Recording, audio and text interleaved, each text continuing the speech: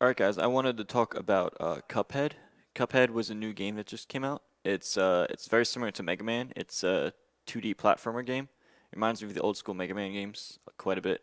It takes a few hours to complete. A lot of people say, oh, it's too difficult, but I think those people need to stop complaining, especially because the game gives you an easy mode. Like, I beat the game on normal mode because I just wanted to get the intended experience. You could also do an easy mode on each of the levels if you want intended, and if you beat the game, there's an expert mode.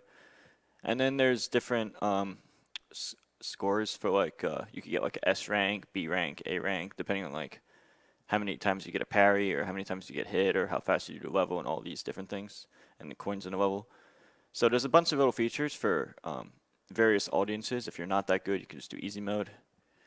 If you want a more challenge, you could do the harder difficulties and try to get the high score. There's also a co-op mode, and actually co-op mode is very balanced in this game because unlike most games, it seems like co-op mode is just the easy way out, right?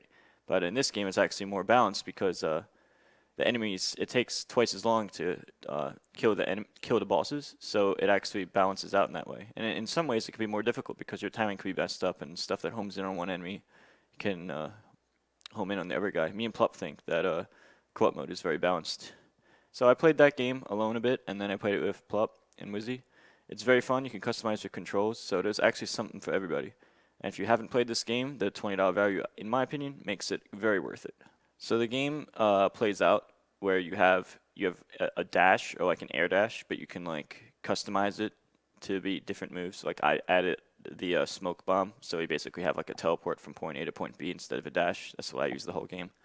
Apparently it's OP, but yeah, that's what I was told. You have different moves you can do. You have like a primary gun and a secondary gun. You can switch between them.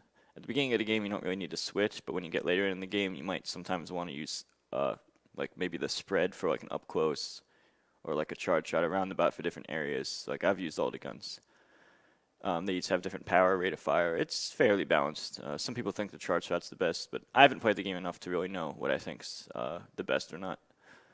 Yeah, so you can actually customize supers too. There's like 3 different supers that you unlock after each world. So the main plot of Cuphead is there's these 2 cup people things. It's like Cuphead and Mugman or something like that. And so these 2 cups, cup people, they make a deal with the devil. They just go to the devil's casino, and there's this dice guy with a suit, and then there's the devil, and then they keep winning, of course. They're probably being bribed because they'll be like, oh my god, his luck is so good. And of course, they're little cup kids that get fooled easily. And then they make a deal with the devil, which is why the title of the game is Don't Deal with the Devil. That the devil makes a deal that you can have everything in the casino if they win, but if not, he steals their souls. And it's probably rigged because the main character, Cuphead, he takes the bet because he's dumb. And then he gets snake eyes, and then their souls are supposed to belong to the devil. So then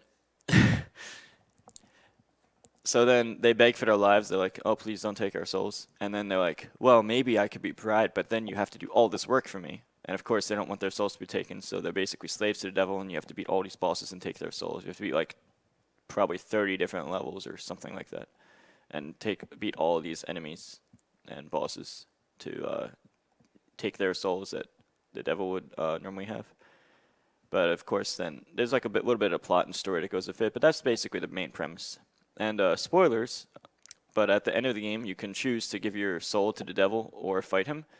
And Plup thought it was hilarious to just click, yes, I'll give my souls to the devil. And I thought the game was over, and I was freaking out, and I was really upset. And then he was laughing at me, and then we redid it, and then just beat the game normally.